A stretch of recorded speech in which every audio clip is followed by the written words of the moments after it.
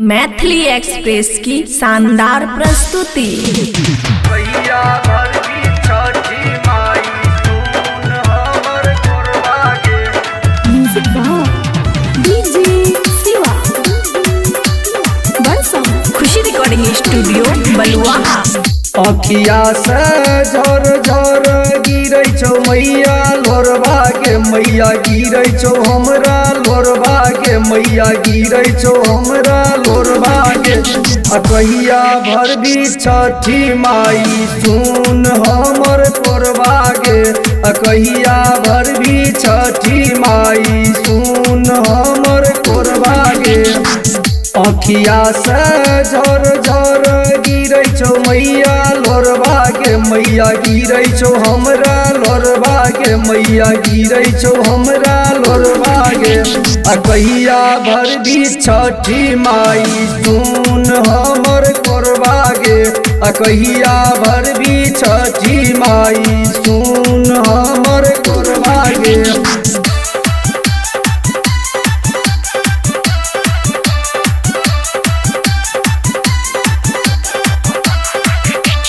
DJ Shiva छठी माई सुन हमर बरसा जोरे जोरे नारियल से छियौ सजैने दौड़बा के, मैया छियौ सजैने दौड़बा के, मैया छियौ सजैने दौड़बा के। कहिया भर भी छठी माई सुन हमर कोरबा के, कहिया भर भी छठी माई सुन हमर कोरबा के। अर्धला के खर रहलो साँझ भोरबा के, साँझ और भोरबा के, मैया साँझ और भोरबा के। कहिया भर भी छठी माई सुन हमर कोरबा के, कहिया भर भी छठी माई सुन हमर कोरबा के।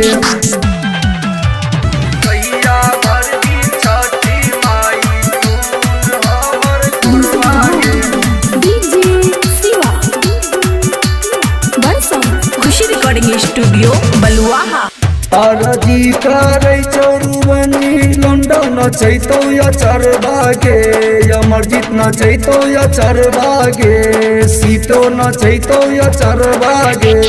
कहिया भर भी छठी माई सुन हमर कोरबा के, कहिया भर भी छठी माई सुन हमर कोरबा के।